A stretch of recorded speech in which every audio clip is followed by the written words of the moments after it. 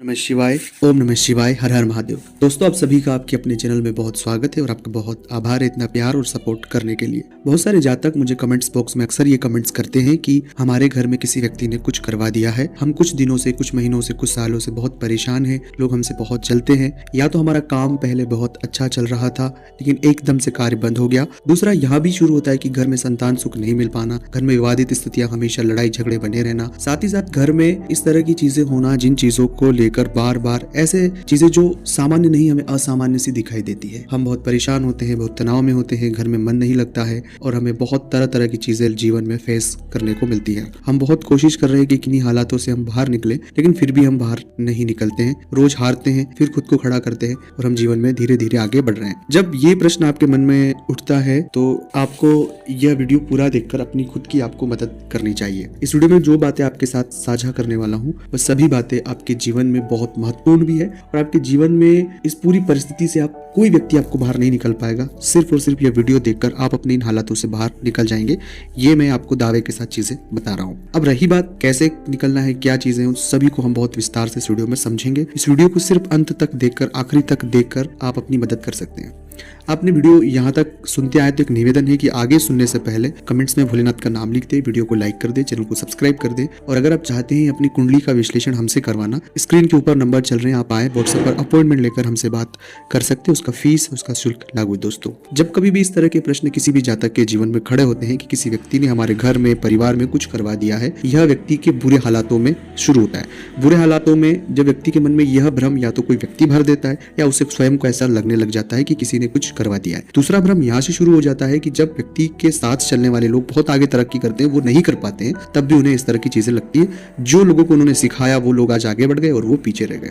तीसरा, इस तरह की सिनेरियो क्रिएट हो जाती है कि हमारे आसपास, हमारे मोहल्ले में, हमारे घर के आसपास कुछ ऐसे नकारात्मक लोग रहते हैं जिनके बारे में समाज में, हमारे इर्द गिर्द कुछ ऐसे क्वेश्चन मार्क्स है कि वो गलत लोग हैं, वो ऐसा जादू टोना करते हैं, वो तमाम चीजें करते हैं। तो वो एक नेगेटिविटी उनसे कनेक्ट कर लेती है कि उन्होंने हमारा ऐसा करवा दिया होगा और तमाम चीजें हमारे साथ हो गई है। तो ये बातें होना किसी भी व्यक्ति के जीवन में बहुत सामान्य प्रक्रिया है, क्योंकि सामाजिक ताने बाने में जो चीजें मैंने आपके साथ साझा की, ये होना एक स्वाभाविक क्रिया है। आपका काम नहीं चलेगा, वो ग्रहों के अकॉर्डिंग अप एंड डाउन होना एक स्वाभाविक बात है। आपके जीवन में नेगेटिविटी होगी, क्योंकि जब बुरा दौर होगा, जब हालात खराब होंगे, तो स्वाभाविक सी बात है व्यक्ति के इर्द गिर्द सब नकारात्मकता होगी, सब चीजें उसके माइनस में जाएगी। पूरे हालात में तो अपने भी साथ छोड़ देते हैं, तो लोग साथ भी छोड़ेंगे, धन की हानि होगी, आर्थिक हानि होगी, लोग हमारा पैसा डुबाएंगे। तो ये एक सतत चलने वाली प्रक्रिया है, ये जीवन का एक पार्ट है। लेकिन कहीं भी इस पार्ट में अगर इस तरह की नेगेटिविटी आप अपने अंदर डाल देंगे कि किसी ने कुछ करवा दिया, ये कर देगा, वो कर देगा, ये जो शक और शंका वाला जो एक भाव शुरू हो जाता है, ये खुद को ही खुद में खत्म कर देता है, खुद को ही खुद में खत्म कर देता है। तो सबसे पहले ये शंका को बाहर निकालें। मैं ये कतई नहीं कह रहा हूँ नकारात्मक ऊर्जाएं होती है, जैसे सकारात्मक ऊर्जा होती है वैसे ही नकारात्मक ऊर्जा होती है। लेकिन नकारात्मक ऊर्जा के लिए सिर्फ बजरंग बली और हनुमान जी महाराज की शरणागत जाने से आपकी आदर्श समस्या को समाधान हो जाएगा। अगर रोज आप हनुमान जी के दर्शन करते, रोज आप राम नाम का जप करते, रोज आप बजरंग बाण का पाठ करते हैं,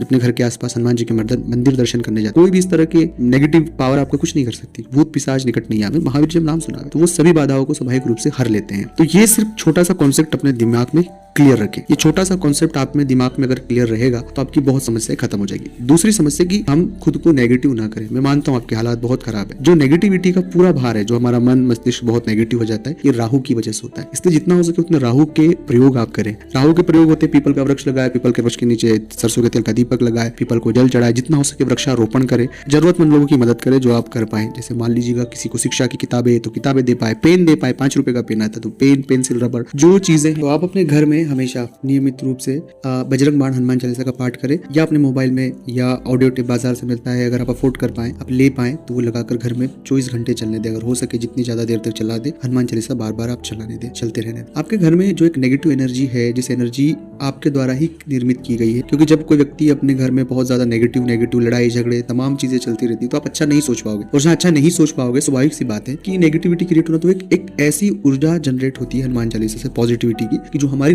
नेगेटिव एनर्जी उसे खत्म कर देती है और उस नेगेटिव एनर्जी को पॉजिटिव एनर्जी में बदल देती है और हमारे जीवन में चीजें सरल हो जाती है। दूसरा है कि चीजों को समझना, अध्ययन करना, अपने दिमाग और विवेक से चीजों में चलना। अपने दिमाग और अपनी बुद्धि और विवेक से अगर आप चीजों में चलेंगे तो डेफिनेटली आपको बहुत फायदा मिलेगा। लेकिन कोई नशा और व्यसन नहीं करना है। नशा और व्यसन बहुत तकलीफदेह विषय। नशा की जब बात होती है तब ये नहीं, बहुत से देशों में नशा करना मतलब शराब पीना जरूरी शरीर को हिट के लिए, वो एक दवाई के तौर पर। नशे का मतलब है कि कोई भी चीज को बहुत अतीत तौर पर करना, जो एक क्षेत्र में, जो किसी विषय विषय को लेकर रिलेवेंट नहीं है, मैं वहां पर बात कर रहा हूँ। किसी भी विषय का नशा नहीं करना है, चाहे वो जुआ खेलते हैं, शराब बहुत पीते हैं, बहुत सारे लोग गाली गलौज करते हैं, बहुत से लोग नेगेटिविटी करते हैं। तो इस तरह का कोई भी नशा, एक बार खुद को ऑब्जर्व करें कि मैं किस चीज का नशा कर रहा हूँ। वो नशा जरूरी नहीं कि जो चीजें हम खाते पीते हैं, कई बार बहुत सी नेगेटिव चीजों का भी नशा हम करते हैं। बहुत ज्यादा ओवर थिंक करना भी एक नशा है। तो इन सब चीजों से खुद को बाहर हमें निकालना होगा। जब तक हम इन चीजों से बाहर खुद को नहीं निकालने की कोशिश करेंगे तब तक चीजें पॉजिटिव नहीं होगी। क्योंकि ये जितनी बातें मैं आपके साथ साझा कर रहा हूँ, ये राहु और शनि का फेर होता है। इसी फेर की बदौलत व्यक्ति इस तरह के पूरे गुमराह करने वाले ट्रैक पर चले जाता है और बस वो गुमराह होता जाता है। और वो गुमराह इस कदर हो जाता है कि वो उस पूरे मायाजाल से चाह कर भी बाहर नहीं निकल पाता है। अब अगर आपको बाहर निकलना है तो बहुत खुद को पॉजिटिव एटीट्यूड रखें, अपने काम पर, कर्म पर बहुत फोकस रखें, खुद को मौन व्रत धारण करना शुरू करें, चुप रहना शुरू करें, हर एक बात एक्सप्रेस करना बंद कर दे, चुप रहें। अपने गुरु मंत्र का नहीं है कोई मंत्र तो सीताराम सीताराम का जप सतत अपने मन में चलने दे। जितना आप जप करेंगे उतना ज़्यादा फायदा आपको देखने को अपने जीवन में ज़रूर मिलेगा।